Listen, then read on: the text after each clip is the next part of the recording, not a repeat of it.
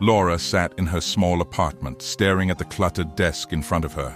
Bills, papers, and old coffee mugs surrounded her, and yet, her mind was elsewhere. She was lost in a storm of thoughts, trying to figure out how to fix the chaos in her life. Overwhelmed by work, relationships, and the constant pressure to be better. Laura didn't realize how much the small things, like the mess on her desk or the coffee she forgot to drink, were weighing on her. She had always been someone who sought big solutions. She thought that in order to make her life better, she needed a massive breakthrough, a life-altering decision, or a perfect plan. But she hadn't noticed that the small, seemingly insignificant things were adding up, creating a heaviness that clouded her focus. She had been so focused on fixing the bigger picture that she had ignored the small pieces that could have made everything else fall into place. As days passed, Laura's frustration grew. She was constantly juggling tasks, running from one obligation to the next, and yet she felt like she was getting nowhere. The mess on her desk seemed to reflect the mess in her life. Each pile of paper, each overdue bill, each missed deadline, it was all piling up, adding weight to her mind and leaving her feeling more stuck. The small things, the little oversights, were starting to consume her. She tried to push through, thinking that if she just focused harder on the big goals, everything else would eventually fall into place. But the more she focused on the bigger picture, the more she felt like she was losing control over everything else. She began to feel like a failure, incapable of even managing the smallest tasks.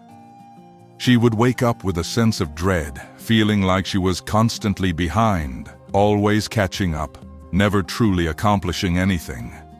The more she struggled, the more the pressure mounted, until she began to question if she would ever break free from the never-ending cycle of chaos. One afternoon, feeling particularly overwhelmed, Laura decided to take a walk through the park to clear her mind. As she walked, she passed an older woman sitting quietly on a bench feeding birds. The woman caught her attention. Her serene, calm demeanor was a stark contrast to the whirlwind of chaos that Laura felt inside. Curiosity piqued. Laura approached her and asked if she could sit down. The woman smiled and nodded, and without missing a beat, she said, "It's the small things that make life meaningful. But we often get so caught up in the rush of life, we forget to notice them." Laura felt a pang of realization. "I've been so focused on fixing everything big in my life that I've missed the small things," she said softly. The woman nodded again. "Start with the small things. Focus on what you can do today, right now, and let the rest fall into place. If you're ready to start paying attention to the small details of your life, hit the *subscribe* button, click the *bell icon*, and join us as we explore how small changes can create big transformations. For the next few days, Laura couldn't stop thinking about the woman's words. She decided to take a different approach. Instead of trying to solve everything at once, she began focusing on small, manageable tasks, things she had overlooked in the rush of life. One morning, she picked up the cup of coffee she had left on the kitchen counter the night before, and this time, she really tasted it. The rich flavor lingered, reminding her of the simple pleasures she had been ignoring. As she walked to work, she paid attention to the small details. The sound of her footsteps on the pavement, the laughter of children in the park, the scent of fresh flowers in the air. These small, fleeting moments began to fill her with a sense of calm she hadn't felt in months. For the first time, Laura realized that life wasn't about fixing everything all at once. It was about appreciating the small moments as they came. One morning, as Laura walked by the park again, she noticed something new. A small bird perched on a tree branch. It wasn't doing anything spectacular, just sitting there quietly as the world moved around it. For some reason, this simple moment stopped her in her tracks. She watched the bird, its tiny movements so delicate and effortless. "It's just here being," Laura thought. "No hurry, no stress. Just being." She smiled to herself, realizing that she had been rushing through life in a desperate attempt to fix everything, as if each moment had to be perfect. The bird wasn't trying to fix the world. It was simply existing in the moment. And suddenly, Laura understood that peace wasn't about chasing perfection or fixing every problem.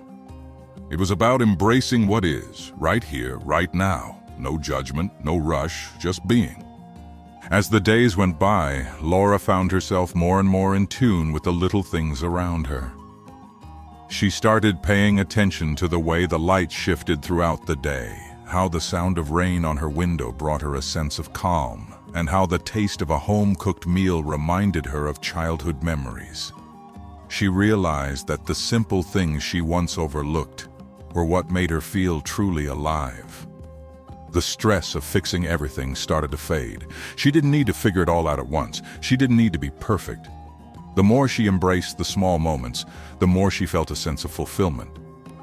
It wasn't the big accomplishments that brought her peace. It was the quiet, subtle joys of life. The moments that reminded her that life in all its messiness was beautiful. One evening, as Laura sat by the window, watching the city lights flicker, she had a moment of clarity. She finally understood that her life didn't need to be perfect to be meaningful. She didn't have to wait for everything to align to feel peace. Peace wasn't a distant goal. It was available in every moment.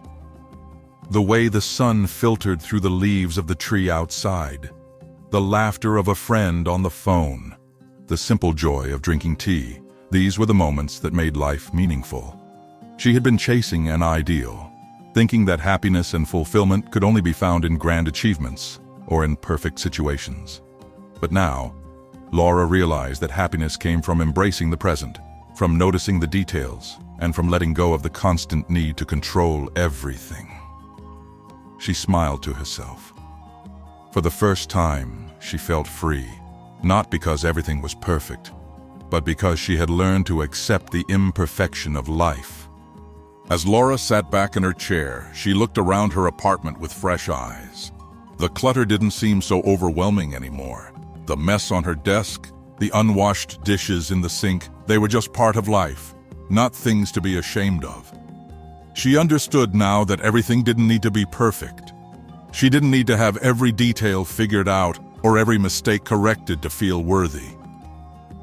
She had come to realize that true peace wasn't about achieving the perfect life. It was about accepting the imperfection, finding joy in the small things, and learning to be okay with the messy, unpredictable nature of existence. Laura stood up, walked to the window, and looked outside. She didn't have all the answers, and that was okay. The journey of life wasn't about knowing everything in advance. It was about trusting yourself, enjoying the ride, and embracing the beauty of the present moment. Asterisk, asterisk. So ask yourself this.